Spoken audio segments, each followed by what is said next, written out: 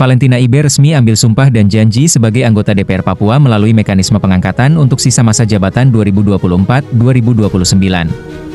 Pengucapan sumpah dan janji dilakukan dalam rapat paripurna DPR Papua di ruang sidang, Kamis 25 Juni 2026. Dengan dilantiknya Valentina Ibe, jumlah anggota DPR Papua dari mekanisme pengangkatan yang tergabung dalam kelompok khusus DPR Papua kini menjadi 11 orang. Dalam sambutannya, Ketua DPR Papua, Denny Henry Bonai, mengatakan pelantikan tersebut merupakan tindak lanjut keputusan Menteri Dalam Negeri Nomor 100.21.4855 tahun 2026 tentang perubahan atas keputusan Mendagri Nomor 100.21.52819 tahun 2025. Sebelumnya, berdasarkan keputusan Mendagri Nomor 100.21.52819 tahun 2025, kursi anggota DPR Papua dari daerah pengangkatan Kabupaten Kerom ditetapkan atas nama Marinus Isagi. Namun, Marinus Isagi tidak sempat mengikuti pengucapan sumpah dan janji anggota DPR Papua karena telah meninggal dunia pada 16 Juni 2025, sebelum pelantikan yang dijadwalkan pada akhir Desember 2025.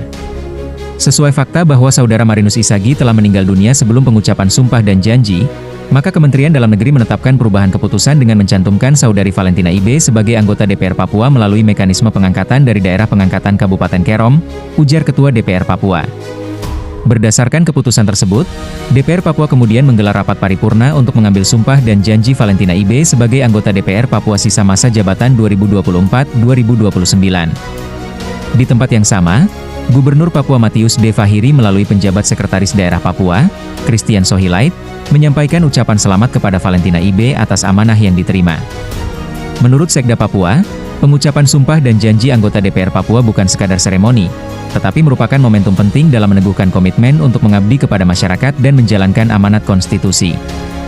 Mulai hari ini tanggung jawab besar berada di pundak saudari Valentina Ibe. Amanah ini harus dijalankan dengan kerja keras, kerja cerdas, dan kerja ikhlas sebagai jembatan antara aspirasi masyarakat adat dengan kebijakan pembangunan pemerintah Provinsi Papua, ujar Sekda Papua.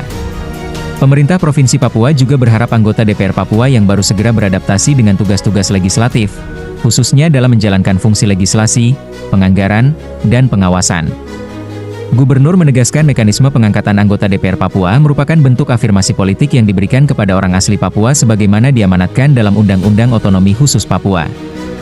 Mekanisme pengangkatan ini merupakan bukti bahwa otonomi khusus Papua memberikan ruang yang adil bagi masyarakat adat untuk berpartisipasi dalam proses politik dan pembangunan daerah. Dirinya mengajak seluruh unsur eksekutif, legislatif, yudikatif, tokoh adat, tokoh agama, organisasi masyarakat, pemuda, dan seluruh elemen masyarakat untuk terus memperkuat sinergi dalam menjaga stabilitas, persatuan, dan kedamaian demi mewujudkan Papua yang cerdas, cerah, dan harmonis. Selamat bekerja kepada saudari Valentina Ibe. Semoga Tuhan Yang Maha Kuasa senantiasa memberikan hikmat, kekuatan, dan perlindungan dalam menjalankan tugas pengabdian bagi masyarakat, bangsa, dan tanah Papua. Tutup Sekda Papua.